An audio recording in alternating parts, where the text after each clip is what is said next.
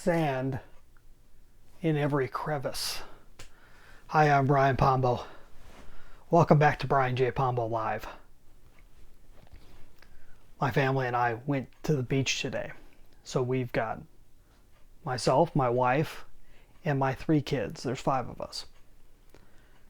I'm not sure if you've ever taken kids to the beach before, but it can get pretty messy, especially this beach that we went to. So if you go to Oregon beaches, they're a whole nother experience, depending on what you're used to. What I was used to in California, we'd go to the beach, we'd go and play in the waves, we'd get a little bit sandy, we spray off. There's always a place to spray off, and then we'd normally go to we'd either try and get as much off of it before we got in the car and went home, or there'd be a cabin or a beach house or something that we can go take a shower. So simple, at least from a kid's perspective, from what I remember.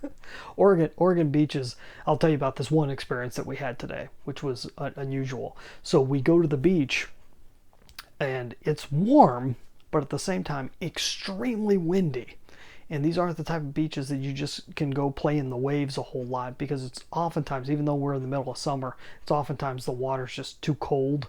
It's just not quite warm enough outside, and with the wind, there's just no way. There's no way you'd want to be in the water and then out in the wind.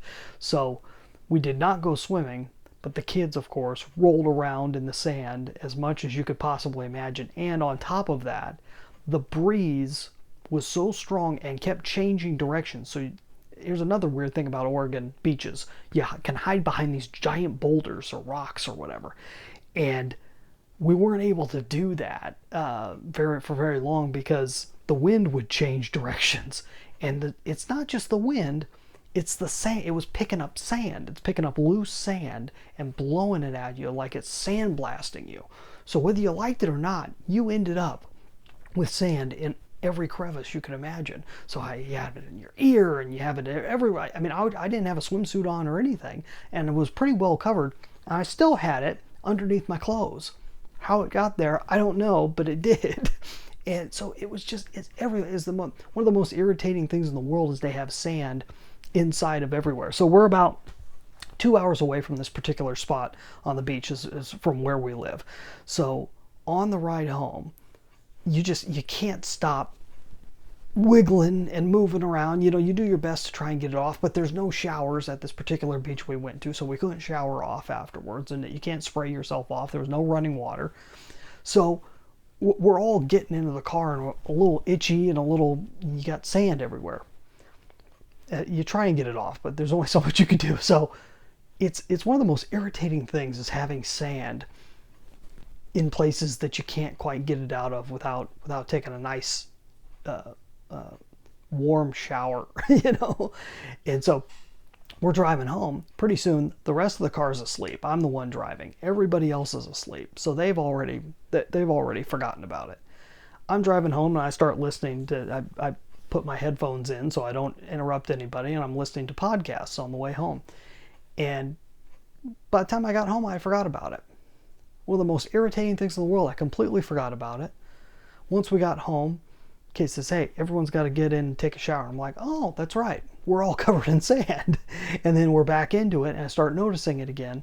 And then the next thing I know, I want to be the next one in the shower. I want to be able to take the shower next. No, you got to help take care of the kids first. Okay, everything else. So, but I'm saying all this to prove a point. It's a business concept, and it's not just a business concept, it's a human concept, that if you can understand this about yourself, but mainly about others, then it may be able to help you to remind people of their predicament. Because no matter how outrageous a situation is, no matter how irritating a situation is, people will find a way to keep living with it.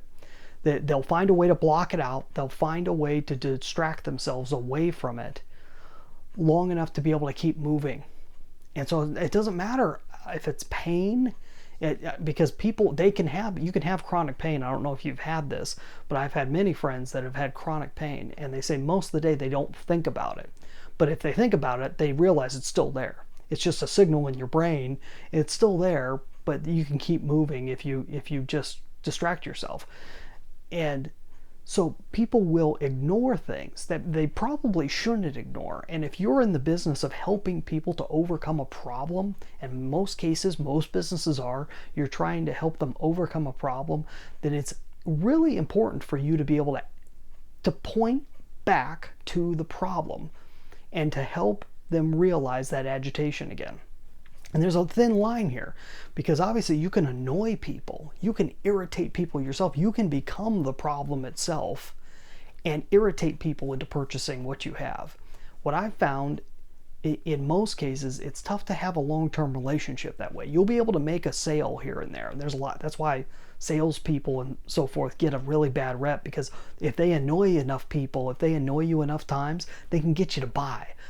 But that may only happen once. It may not be a consistent thing. And if it is a consistent thing, those may not be the type of customers you're looking for either. So let's get into the details here. Have you ever seen this thing? PAS is a very simple concept. It's most commonly nowadays discussed in, I find, in copywriting circles. So people that write advertisement copy, they talk about this a lot. And it stands for problem, agitate, and solve or solution. I'm just going to write solve because it's quicker. So problem, agitate, solve, or solution. So you bring them back to the idea of the problem. Do you have this problem? Make sure you're talking to the right people, right? Do you have this problem? And then agitate it. I'm not saying that you need to push their face into it. You just need to point it out.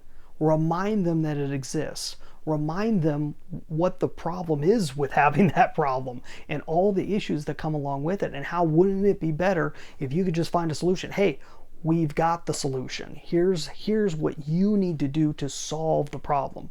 Go and purchase this. Go and get involved in this. Go and give us your email address for this or that.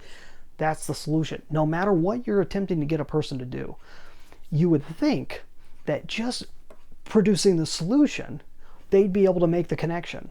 But all of us are in our heads and we're doing a million things at a time, and we're not always willing to go through the process of making up that connection. It's too difficult. You need to make that connection for them.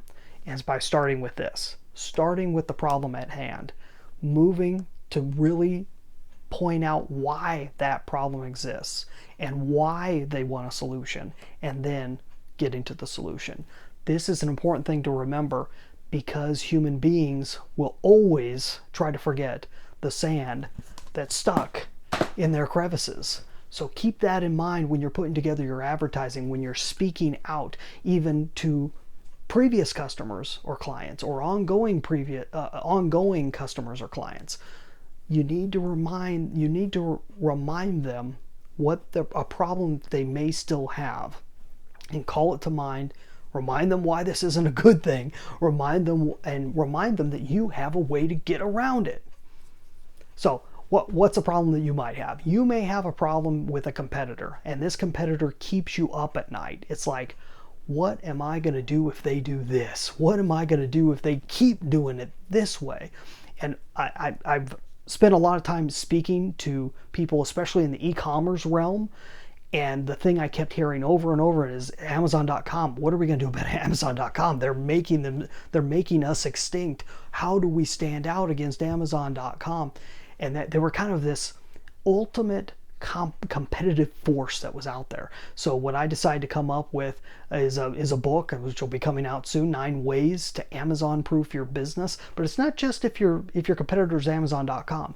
It speaks to all competitors. So any competitor you have, even if they're as big as Amazon.com, you should be able to find a way to get around it. And there's a process for doing that. And I start everyone out with at least those 9 top ways to be able to do it. Go check out the Amazon Proof Strategy session. I can walk you through it and customize it directly for you and your business. That's at brianjpombo.com/Amazon. I'll be back tomorrow. In the meantime, get out there and let the magic happen.